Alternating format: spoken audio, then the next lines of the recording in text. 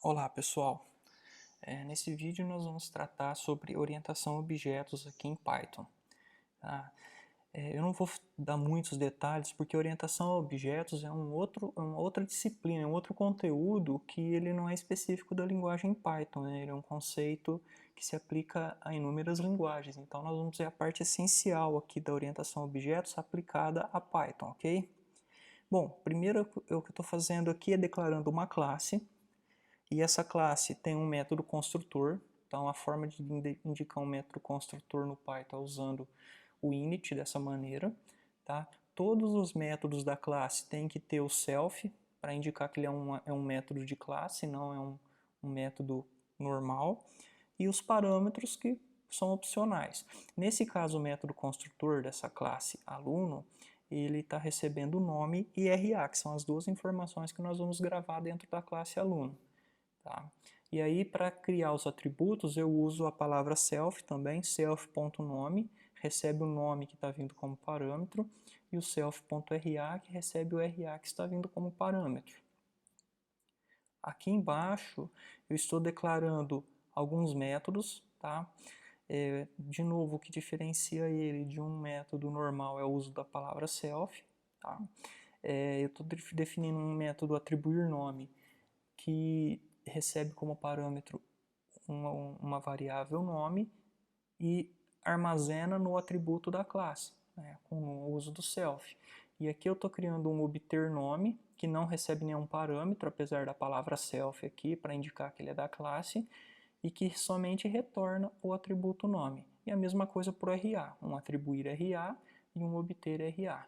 Então, toda vez que você declara uma classe, normalmente você vai definir quais são os atributos da classe, ou seja, as informações que ela vão gravar, e em seguida você vai definir os métodos acessores, como que você vai gravar e ler os valores desses atributos. Então, veja que para cada um dos meus atributos eu tenho um parzinho de funções, uma para atribuir e uma para obter, uma para atribuir e uma para obter. Tá? Então vamos executar essa célula que vai definir aqui a classe aluno, e aqui nessa célula nós vamos utilizar. Então eu vou criar aqui um objeto chamado A1, que é da classe aluno. Então veja a sintaxe, eu uso com o nome com a letra maiúscula, que foi o nome da forma que a gente definiu ali em cima. Isso daqui está executando o método construtor da classe, eu não estou passando nenhum parâmetro. Tá? E isso pode acontecer porque eu defini que tem um parâmetro padrão, que é vazio aqui, none. Tá? E aqui nas duas linhas a seguir eu estou usando o atribuir nome e o atribuir RA, e eu passo como parâmetro o nome e o RA, e aqui embaixo eu estou exibindo na tela, eu já estou usando o obter nome e o obter RA. Tá? Então eu vou executar, as funções de atribuição não tem nenhuma saída, né? Nós simplesmente gravamos o valor, e as funções de obter me retornam o valor, tanto o nome quanto o RA. E aí eu uso a função print para mostrar na tela, certo? Aqui eu vou criar um outro objeto da classe aluno, mas dessa vez eu vou usar o método construtor com parâmetros, ou seja, eu estou inicializando o meu objeto aluno, já informando alguns valores, né, que no caso aí eu coloquei Maria e 3, 4, 5, 6 por RA, e o objeto é o objeto A2. E aqui eu uso o obter nome e o obter RA, tá? E aqui eu estou usando atribuir nome novamente para poder mostrar para vocês que dá para trocar os valores, né? Uma vez que eu inicializei um objeto, ele não vai ter aqueles valores enquanto ele existir na memória. Você pode alterar. Então aqui ó, eu inicializei com Maria e depois de algumas operações eu exibi, e aqui eu troquei o nome e exibo novamente. Então tá aqui ó, o nome, Maria, o RA inicial, e aqui depois eu atribuo um novo nome e exibir esse novo nome na tela. Tá? Como eu disse para vocês, existem muitos conceitos de orientação a objeto, né, que eu recomendo que vocês estudem especificamente, porque não é aplicável apenas à linguagem Python. Tá? E eu escolhi aqui falar do recurso de herança, que é um recurso bem importante e muito interessante de ser, e que vocês vão ver muito na prática com a programação em Python. Tá? Então, o que é o recurso de herança? É você criar uma classe base para que com informações básicas, genéricas, para que você possa usar essa classe base como base para classes específicas, né? Então, por exemplo, isso fica bem fácil de entender com um exemplo, né? O exemplo aqui, eu estou criando uma classe pessoa que tem os atributos nome, RG e CPF e seus respectivos métodos, igual nós fizemos ali anteriormente. Não tem nada de diferente da classe aluno ali de cima, tá? Simplesmente ela grava nome, RG e CPF. Então, conceitualmente, é uma classe para armazenar qualquer tipo de pessoa, que tem informações básicas da pessoa, tá? Então, é uma classe relativamente genérica, certo? Eu vou executar, declarei essa classe, agora que entra a parte da herança. Eu vou criar uma nova classe chamada aluno, vou redeclarar aquela classe, né? Aquela que eu fiz em cima vai se perder, vai ser uma nova aqui.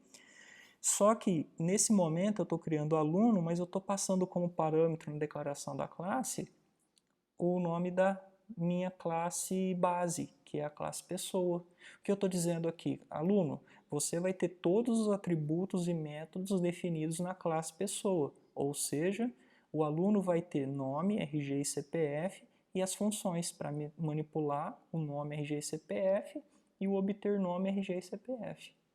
Então, nesse momento, o aluno tem tudo que a pessoa também tem, todos os atributos e todos os métodos. Agora, o aluno tem que ter algo específico, senão não faria sentido a gente criar uma classe aluno que não tem nada especial, que tenha só os atributos genéricos, né?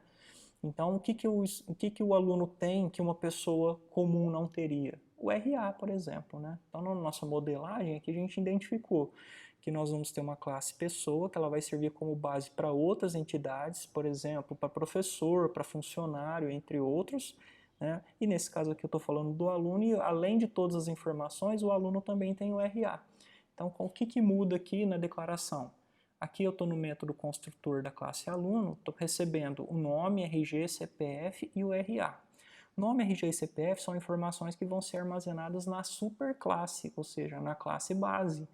Então eu tenho que usar esse método super e executar o método construtor da superclasse. É isso que eu estou fazendo. Estou falando quem é a superclasse? É pessoa, está indicado aqui. Nessa superclasse, execute o método init dela, o método construtor. Certo, e quais informações eu quero passar? Nome, RG e CPF, que são as informações que ela precisa para gravar. E o RA? Bom, o RA fica na classe aluno, então o RA fica armazenado aqui, certo? E o atribuir nome, atribuir CPF, bom, já está lá na classe pessoa, eu só tenho que fazer o RA, certo? Então aqui eu fiz o RA e aqui eu vou mostrar a utilização. Então veja que para usar não muda nada, nós não temos que fazer nada em especial para usar a classe aluno. A classe aluno ela é utilizada normalmente independente da herança. Então eu estou criando um objeto aluno com o nome e as 3 informações e estou exibindo ele na tela. Não executei aqui a classe aluno, certo? Então veja que o uso é normal, transparente. Não, aqui a gente não está vendo nada de heranças, estamos usando normalmente. Mas sabemos que obter nome, RG e CPF não está na classe aluno, e sim na classe pessoa. E o obter RA, sim, está na classe aluno. E aqui eu estou alterando os valores, estou mostrando o uso dos métodos atribuir, funciona normalmente. Tá? Então esse conceito de herança é um conceito muito útil, né? Não só esse, mas vários da orientação a objeto. Mas eu escolhi esse porque vocês vão ver ele com muitas vezes nos frameworks de Deep Learning, como PyTorch e como TensorFlow. Tá? Então por isso que eu acabei escolhendo ele para mostrar para vocês.